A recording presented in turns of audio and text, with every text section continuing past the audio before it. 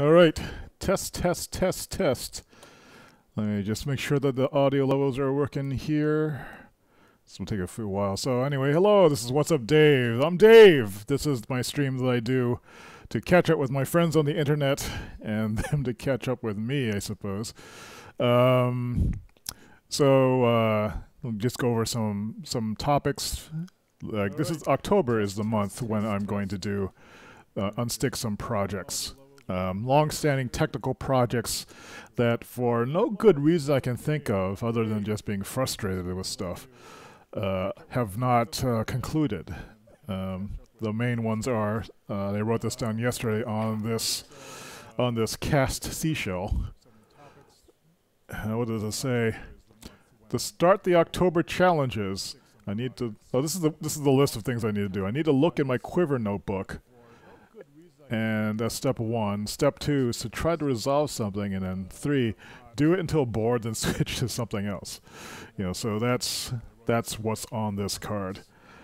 Also, another thing that I want to do is I need to add something to the technical project list, because I'm realizing that you know, today I was feeling kind of down about and frustrated about this lack of progress, because there's also personal issues that I haven't resolved. And I had this thought earlier today that it's my frustrations that are undermining my genius.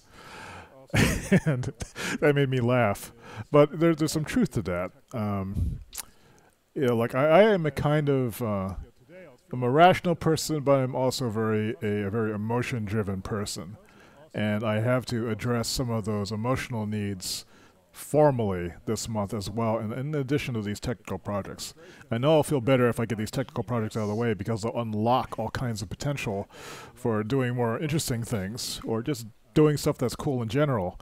But I also need to do the inner work, and part of that inner work is redefining or re-examining who I am as a person and what it is that I want to express to people. What it is that it's important to me, and what it is that I have not had the guts to do until now. And so that's partly why, like, I was doing this nail polish thing, just to see, like, can I do something like this and, not die of embarrassment or be in fear of being judged or so forth. And it turns out that it doesn't actually. It's apparently this is like one of the least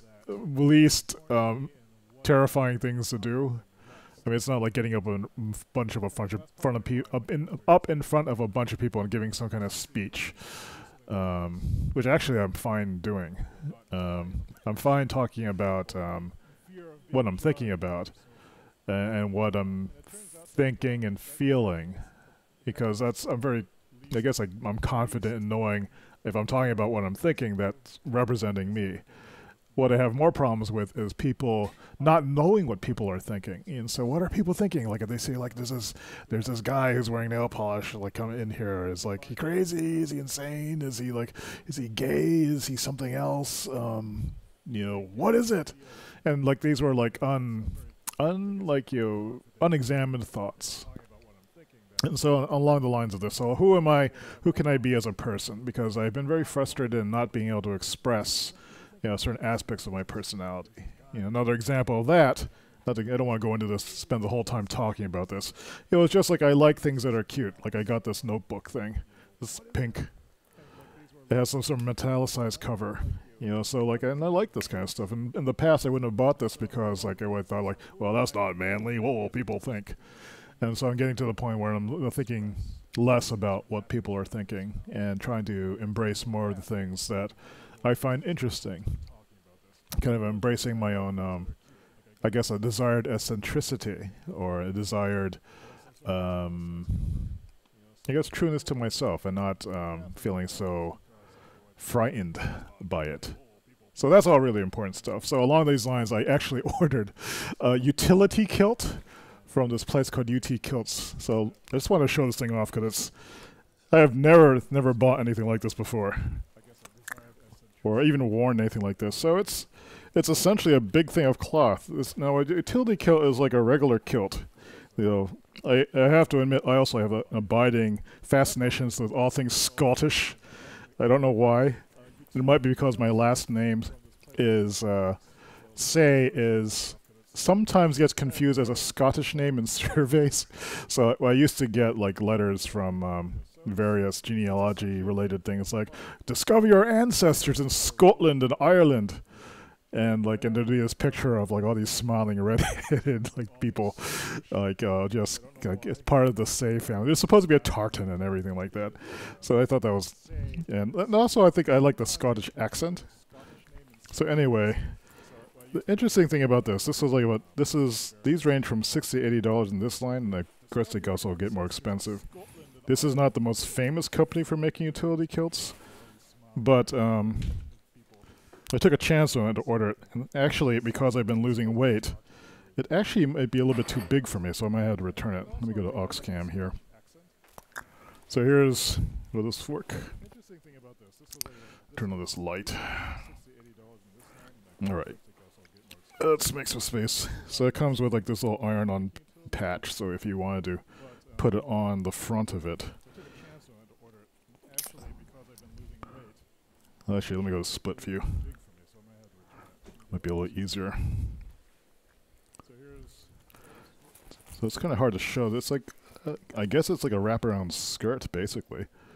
And it's made of a pretty tough canvas.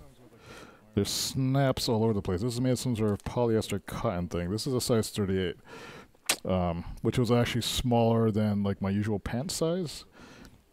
But I'm finding I've actually lost weight to the point that I'm probably a 37 now, and it's going to continue going down. So they have a 30-day return policy. You just had to pay shipping back. So, but just having seen the quality of it, like it's kind of nice to know that this is probably a pretty decent product. I mean, like this, maybe this kind of stitching is a little bit suspicious. Yeah, I don't know about that. It's like they just ran the sewing machine back and forth. That might fray out. But overall, the stitching looks pretty clean. Oh, maybe down here it's a little crumpled, but that's a difficult fold. But it's a robust piece of kit, and it's got pockets and things. I think I might as well try it on. Let's see how this works. Alright. I'm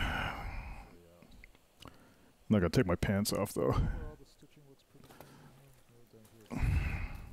How far back do I need to go? Whoa! Alright, so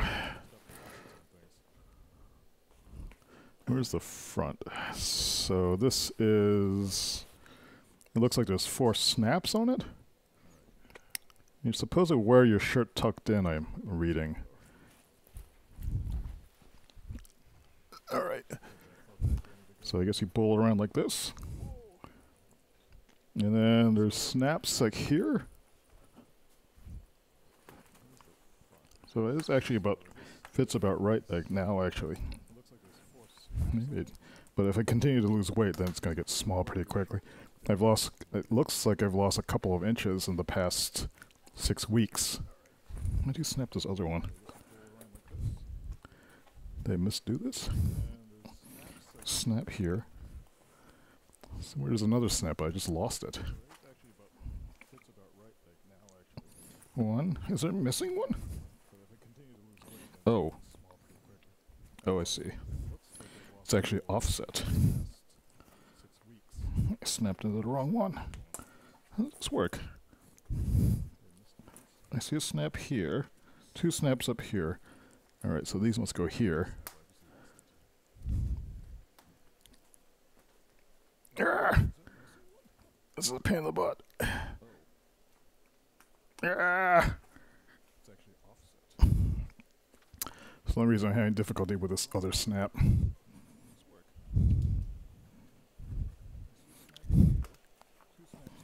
Yeah, there we go. Then there was another one.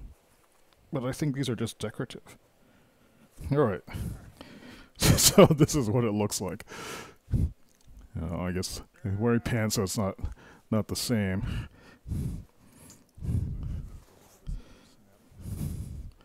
But you know, if I could wear this out and be comfortable with this, I think that would be a sign that I am thinking less about what people think of me.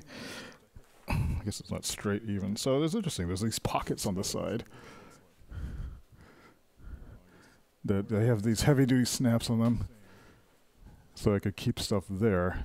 And some of the other models, you can actually remove these things. This is their basic model, with different colors.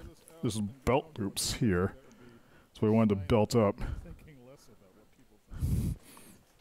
Then there's also side pockets here. And I think there's like actually a pocket underneath here. Oh yeah, there's a pocket here.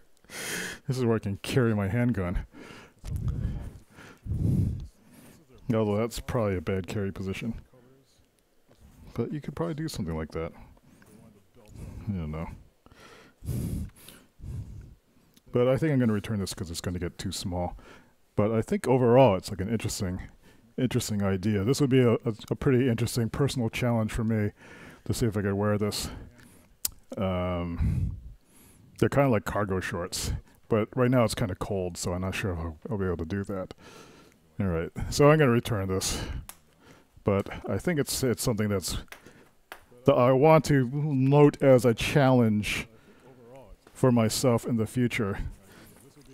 And part of the working on like the personal presentation aspect of things, you know, like, so this is like a way of hardening myself so I can like not care about what people think in terms of appearance. That's like a personal growth thing. And the other thing is like, how do you design a look? So that's something that I want to work on as well. So if I want to present like certain things that are important to me, like some of the things that come to mind are certain values I have about joy, I suppose, to be able to express, to be able to conduit of positive energies and emotions.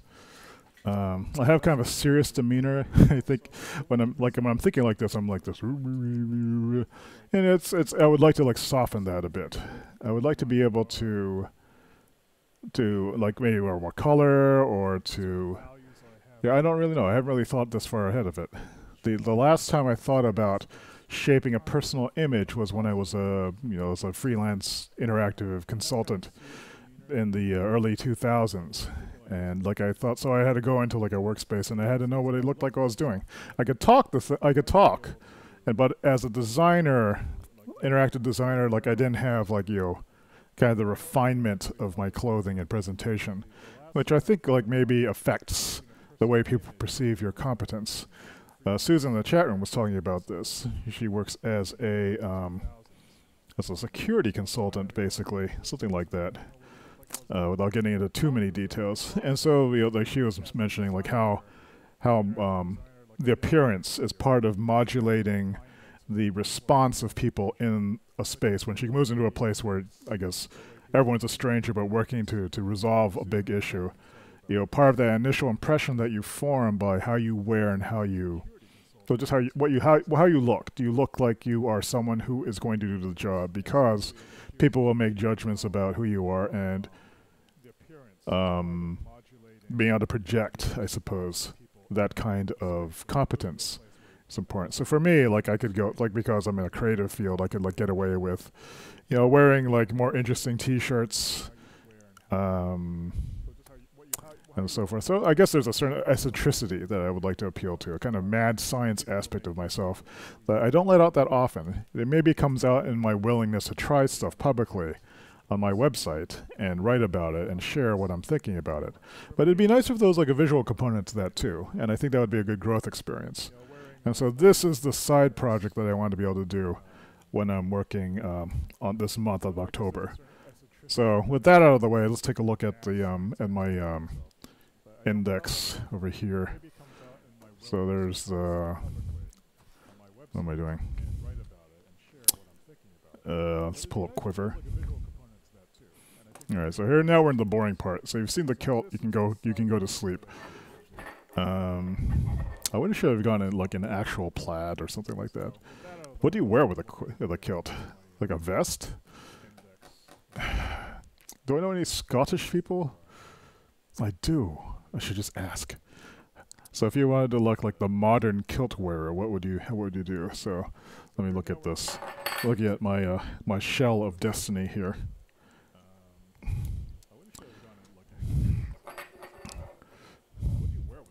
To start the October challenge, I wrote this down yesterday so I wouldn't have to remember how to start the day. Look into Quiver Index 2017. So let's look at Index 2017, which is this global continuity. Let me just update some of these. Can I make this bigger? Start the October challenge. I wrote this down yesterday. Some of these. Remember how to start the day. Look into Quiver Index 2017. 3 gap. It's today needs to go away. Oops. There's the rich text editor screwing up. So yesterday I couldn't sleep. So yesterday is when I did the pork rub. Oh, did I didn't show how that came out. Let me go over that really quickly. So yesterday I had done a pork rub. Or not pork. I did a pork. Made pulled pork yesterday by roasting, smoking a pork butt. So do I have pictures of this someplace? Let me pull up Lightroom and we should look at this really quickly because it's important. That might be why today, like, I was feeling so off because I was like, it took 22 hours to do this thing, and so that meant it was done around 4 a.m. and then I had to break it down. So I went to sleep around 6. So let's see. This is what it looked like when it was at the 13-hour mark when I took it out and wrapped it, but I didn't do a good job of wrapping it, so it did end up taking another 12 hours. I'm told that if you really want to avoid that, or to decrease the cooking time, you do something what's called the Texas crutch, which is you wrap it tightly in foil so the evaporation off of the pork butt doesn't cause the meat to cool off and therefore never hit its target temperature of 195 to 205 degrees Fahrenheit. What I think my mistake was is I wrapped it, but I kind of wrapped it loosely, and I didn't wrap it tightly. And my friend Pete says he wraps it 3 times and folds and crimps the folds to make it like really tight, and that would prevent moisture from escaping. So here's some of the pictures. So this is where it came out, like at 3 a.m. And so this is where, like, I was kind of pulling, the meat just pulls apart. There's the Instagram photo. And I basically broke it down as, like just pulled chunks of it off, and I mixed it up with some sauce that was a combination of basically a bunch of Asian sauces. This is not your typical pulled pork sauce. There is something called spicy chili crisp oil in it, like a well-known sauce called lao ganma, which is, I don't think I said that right, but it's like old lady sauce, and it's from China. It's one of the few Chinese sauces that I use as opposed to Taiwanese sauces. But it's amazing stuff. And I mixed it up with that, a little bit of sriracha, and a little bit of bun ho hue sauce from Vietnam. And just a touch of like smoky hickory American barbecue sauce from Stubbs. And it makes like kind of a nice smoky, spicy, savory mix that is a different flavor. And after that, like, I actually took the mixed parts of it and I vacuum sealed them using the vacuum sealer. So these are all in the freezer now. So what I want to do is test whether or not these come out well. So with this new vacuum sealer that I have, it's capable of sealing all kinds of things. It's like the best thing ever. It's like if you ever wanted to be a professional squirrel, you need one of these things because you can just like seal stuff and put it in the freezer. And for something soft like these meats, you can then, instead of microwaving the get in the back, which is always terrible if you're defrosting something with the microwave because of the uneven heating. With this, because these bags, you can just actually put them in some simmering hot water for about 10 or 15 minutes, and that gently warms everything up.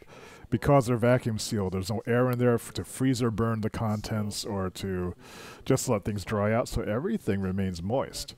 There may be some textural changes, but we'll see. I don't think it will be such an issue with this meat, well, the pulled pork. And we'll have to see how it is with the whole chunks of meat that I put in there. But what this opens up is, like, I live by myself, and I don't have many friends who like to eat the same things that I like to experiment with. This allows me to make huge batches of food, and experiment with stuff, and then save this stuff for later. So I can stockpile all these dishes. So it's now, instead, when I make curry, curry is like one of my favorite foods. If I make a pot of curry, no matter how hard I try not to eat an 8 serving, enough, I'll make curry for 8 people, and I'll try hard not to eat all of it. Invariably, I manage to choke the whole thing down in the matter of a day or a day and a half at most, which is not good for my waistline. But now I can actually make these little curry packs and freeze them, and because they're frozen, that means I can't just like open up the container and just start scooping chunks out of it in midnight. So that's pretty exciting. So anyway, I digress. Let's take a look back at the Quiver app thing, which I've lost. Where is it? Over here. It's over on this side. Okay. So let me just updating these things. This is the global. Oops, that's weird. This is the global continuity. What's that ordered? This is my global continuity draft. It looks like there's some issues with this formatting. I gotta let myself be distracted here and change something. So in preferences, I believe this is a text cell. I think if I add a text cell P, oops, oh, it's automatically, okay. Margin bottom 0. I should just see what's. I'm not sure. So what I'm trying to fix here is there's a space that comes after this, and I'm not sure where it's coming from. So I need to. Oh, I can't inspect it.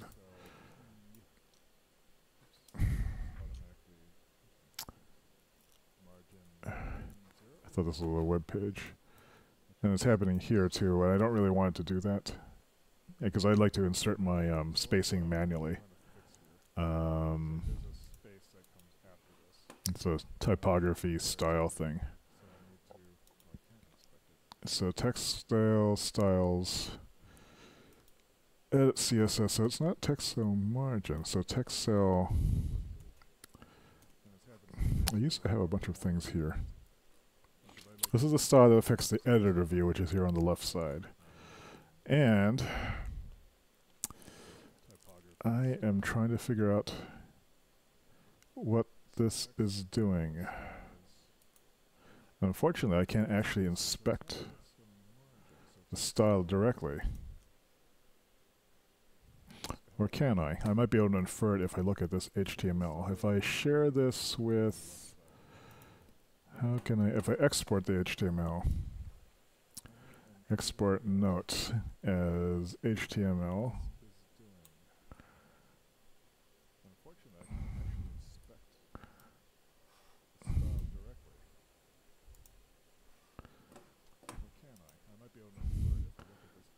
global continuity.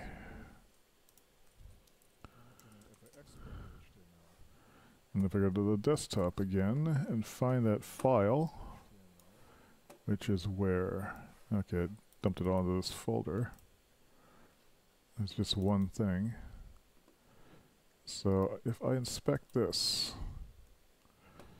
what are we looking at here? So these are all divs, interestingly enough. This is that's an H2, is that why it's doing it?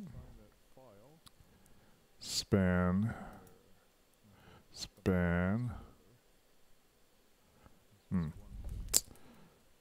That's interesting. So I guess this is actually formatted as an H2. It is, yeah. Oh, okay. So maybe that's why it's doing that. Maybe now it'll work. All right. So I don't have to change anything. That was just a formatting issue on my side. Great. So that's one less thing I need to worry about. All right. So anyway, back to this. Here's the challenge. I am going to add personal project, personal/internal work project. This is what I was talking about before about, in addition to all these technical projects which are up here. I also want to do the same for myself. So what I need to put over here. So this is one.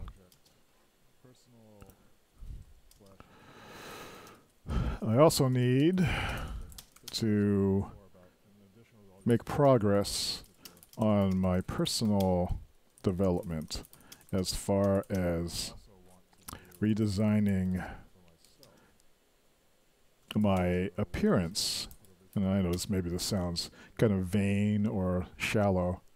So it matches, so it helps me convey my internal values in a way that other people can more readily pick up on. That's the fancy way of saying I want to look, I want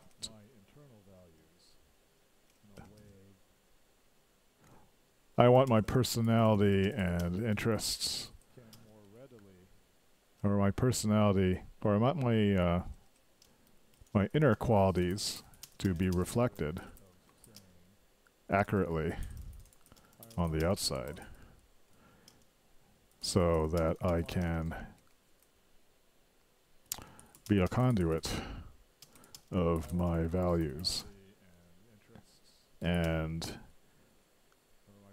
oh, no, that's not actually true. That's not so much I want to be a conduit of my values, but so I can, I guess, find others like me. Something like that. This is the sort of the general desire. So I would describe this project as clothing.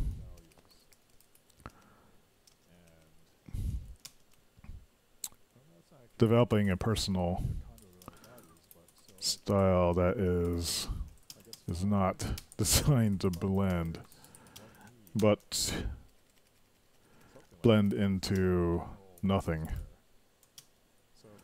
but actually say something I think is interesting and worthwhile. Well, it's just interesting is good enough. This means developing some confidence and conviction, and also having a strong sense of self, independent of what other people think. But I don't want to scare people either. Let's just leave it at that. So, like, I have this written down now, so I can actually look at it tomorrow and figure out, you know, if there's any other meanings for this. So again, looking back at the shell, look on Quiver Index 2017. That's this. Try to resolve something. So by that, that means looking at this on the blog. So this is maybe something I'm going to spend some time on.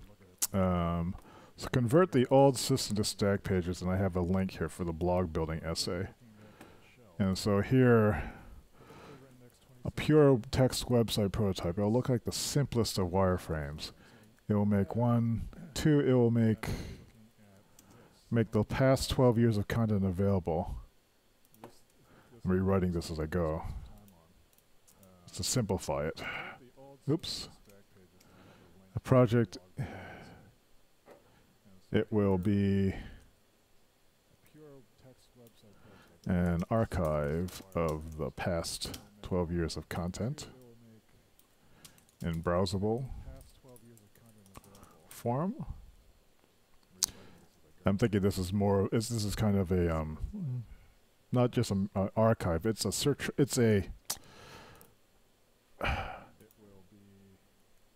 almost like a collection of work. An index collection of work. for the past 12 years of my work. So the idea is this is a lab notebook, and it's also a research notebook. It's also it's a history of my design thinking for the past 12 years. It's all in this blog, and I think it would be useful to be able to extract the good insights out of that. There's over like the last time I had the word counting plugin working, there's well over 1 million words in there. There's got to be 10,000 good ones. You know, but that's a big project in itself, and I'm trying not to freak out about it. Anyway, a project-based organization scheme for nodes, period. And it's got that functions like a lab notebook, or research notebook, public research notebook.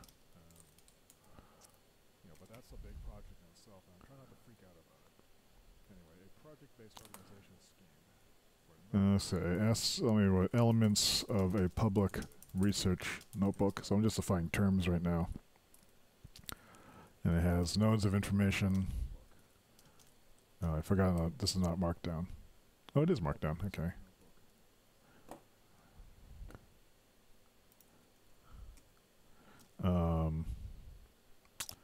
Metadata describing those links. Citations, resources. And so let's call this the definition. Oops. Definition. And then this is let's call that working definition. And then over here we'll say strategy.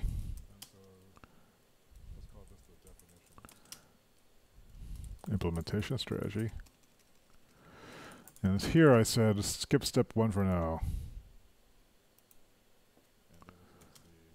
Step 2 is harder.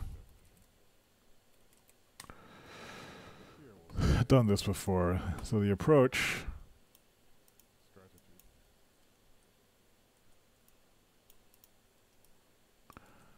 design a research description meta language using JavaScript objects.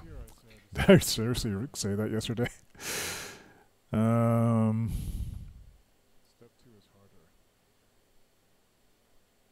Well, maybe this is not a bad idea. Because this is an interesting problem. But I'll do that as a separate thing from this. So in the meantime, for today, there's 2 things I want to write. So the first thing is just to update this thing, and just add a 4 to this. That says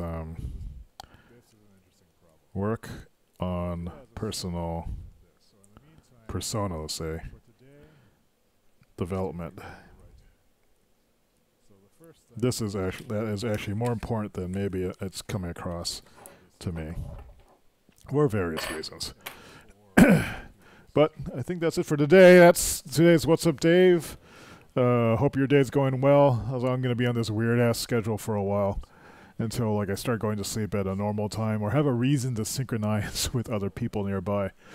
But what I really need to focus on, I think, this month is just working on my own stuff, managing my own frustrations, and trying to make some periodic progress, I mean, on things, despite the cat ruining everything all the time.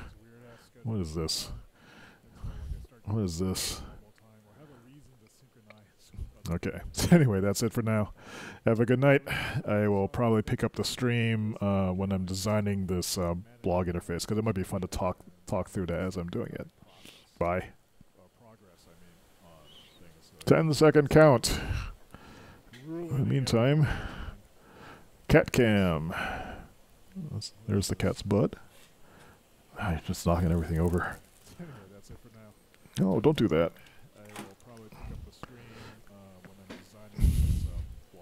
Yeah. Ow. I think that's enough time. 10-second count.